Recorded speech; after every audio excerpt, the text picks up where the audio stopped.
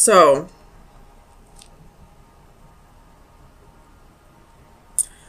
this is kind of saying two different things here. That actually, not two different things. It's just telling me two sides to a story. So, and I feel like it is split with the lines. So we do have new love here. We do have either this is a new person or somebody from the past who's coming back as a new person. So we have this person up here who's no longer trying to get the upper hand, who's trying to be more fair, trying to think things through a little more, a little more justly. Justly? I don't know. And then we have this person down here who is trying to work through something that happened in the past. And that's why I'm saying this love may be somebody from the past who's coming back as a new love. So they're trying to let go of the past.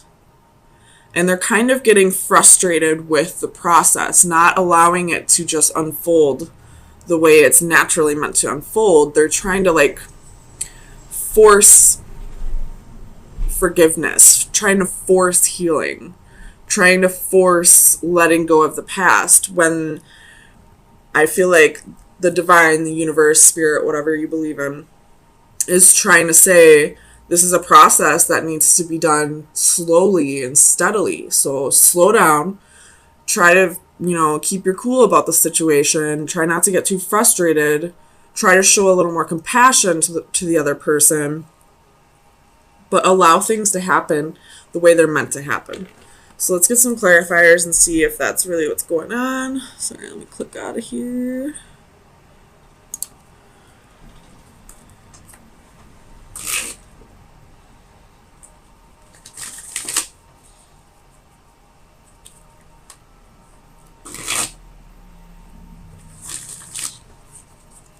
So let's clarify the Nine of Flames, Page of Coins. So definitely trying to move forward, turn over a new leaf, start things a different way. Tell me about the Page of Coins. Trying to manifest a different approach to the situation. I'm not going to take all these, but I'm just going to look at them.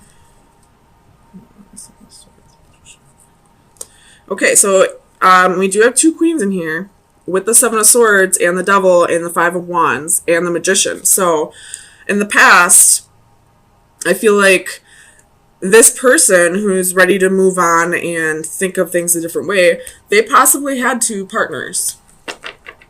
A Queen of Wands and a Queen of Pentacles. And with the Five of Wands and the Seven of Swords, this is, competition and deception. So there possibly was a third party situation here. And this person, whatever side of the spectrum you're on, Gemini, it could be vice versa, but I feel like this is the male and this is the female. But you're trying to look at things a different way, trying to, not be the person you were in the past. And this person's trying to allow that to happen, but I feel like they're rushing the process. They're not allowing the healing process to work naturally the way it should be. So this may be a slight tie-in to last week's reading, where it was this love can't come together until you both heal. I feel like somebody here has done quite a bit of healing in this last week and is ready to really work towards this partnership. And this person also has been doing a lot of healing, but is trying to rush the process along. Trying to trying to move things too quickly, I feel like. Whereas, after this betrayal, after this deception, after this extreme hurt that she's been through, she just needs to take things slow and not try to, rush through the stages of this process. Tell me about the 5 of Orbs. 7 of Cups.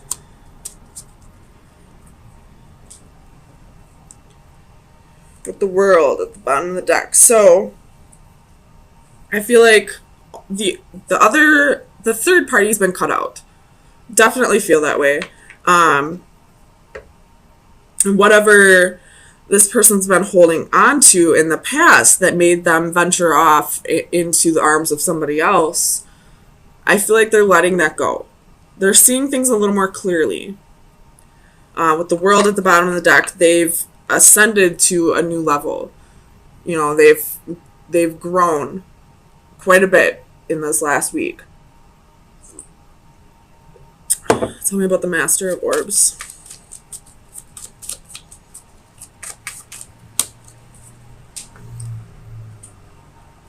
Ace of Wands. So with the 9 of Cups at the bottom of the deck. So whatever side you're on, whether you are the Master of Orbs or the Sage of Chalices, this king right here, which would be the King of Swords, he realizes where his heart truly lies, where his wish fulfillment is, where he feels this amazing passion with, and now he feels the love. Woo, abundance at the bottom of that, which would be the Empress. So he knows who his Empress is.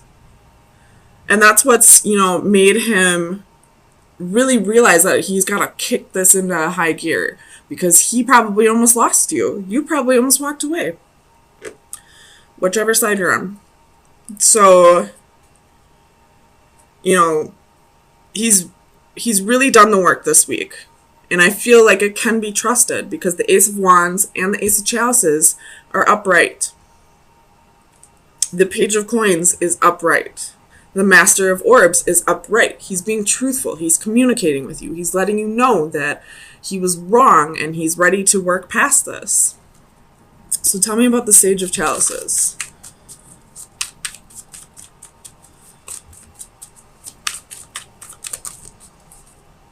The Lovers at the bottom of the deck. There's Gemini coming through. So we have 10 of Coins, the World, 9 of Wands. So this queen definitely sees a future here and is not giving up. And I feel like because she sees the future, because she knows that where her heart truly lies, where she is meant to be, I feel like that's why she's kind of rushing this process along. Tell me about karma.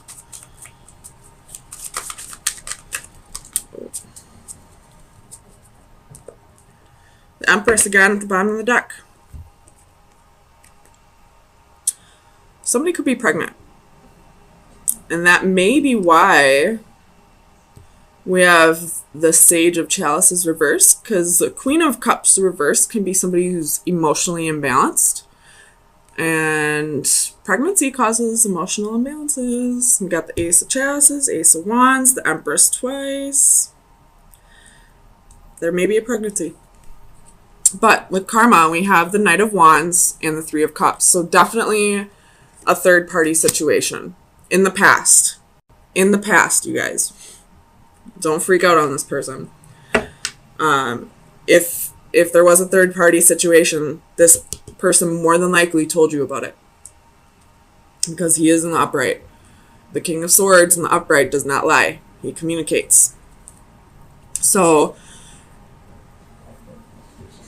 the karma is definitely, learning to forgive each other. She needs to forgive him. He needs to forgive himself. And both of you need to work past that. That's not the issue. You're both trying to work past that, and you're both doing well. It's just this queen, I feel like, is trying to push things on faster then it should go. Tell me about the adaptive crystals. The Empress. Why is she making it go faster? Because she's pregnant. We have Death at the bottom of the deck too, which I feel like is saying something about the Scorpio full moon that we're having on Saturday with the wheel underneath that. So it's going to bring positive changes for sure. If you are pregnant and you're trying to rush things along, try to slow down. Just because you're pregnant doesn't mean you have to, you know, rush things in a relationship. You most definitely can take things slow even if you are pregnant.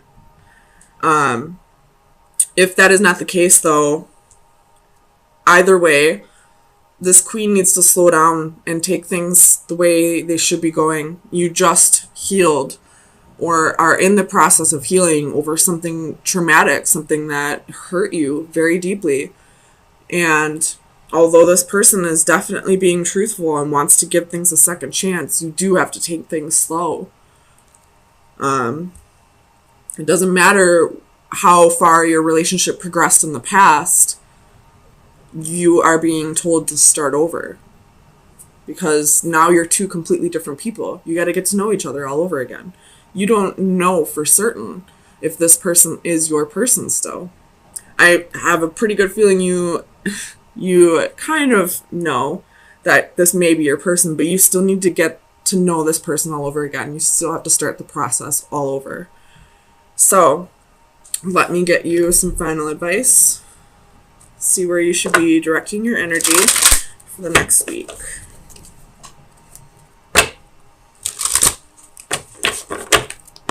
Final advice for Gemini. That was quick. Ooh, fears. Fears. So, you could be trying to rush, if you are this queen, you could be trying to rush things along because of fear. Or if you're this king, just know that this queen's fearing a little bit, possibly because of the betrayals. But it's all part of the grieving, or not grieving, it's all part of the healing process. So, just know that this person's working through fears right now. So, I'll read it straight out of here, though. Danger, fear. Avoiding danger is no safer in the long run than outright exposure. The fearful are caught as often as the bold. In the darkness, our fears feed from us and grow. Our imaginations nourish them and give them form. Didn't we see a spider at the beginning of this? And spiders are one of my hugest fears. Just saying. Our imaginations nourish them and give them form. In return, they can weaken us further or trigger our defenses. This scene, a clear take on a Little Red Riding Hood, reinforces the concept that danger may not always be obvious. It may be hidden or disguised. In some cases, we are utterly fooled or taken by surprise and will suffer the consequences, but very often we have a sense that all is not right, that something is out of place. Our basic instincts are triggered and our senses are alerted. Is this the time for caution or boldness? Is all as it should be? Is he all that he claims to be? Is the offer too good to be true? I can take this one of two ways here. I could definitely say that this queen needs to slow down and reevaluate if this king is all that he's saying he is. And we do need to learn to protect ourselves a little bit more. Or this could be the other side of the spectrum where this king, although he's done the healing and he's, willing to give this another shot, he could be holding back a little bit, avoiding because of a fear. And that could have been what made him venture off into the arms of somebody else to begin with, is because there was a fear of commitment. So I guess it's up to you to decipher whether you are the one who needs to set up boundaries or if you're the one who needs to, bring down the walls a little bit.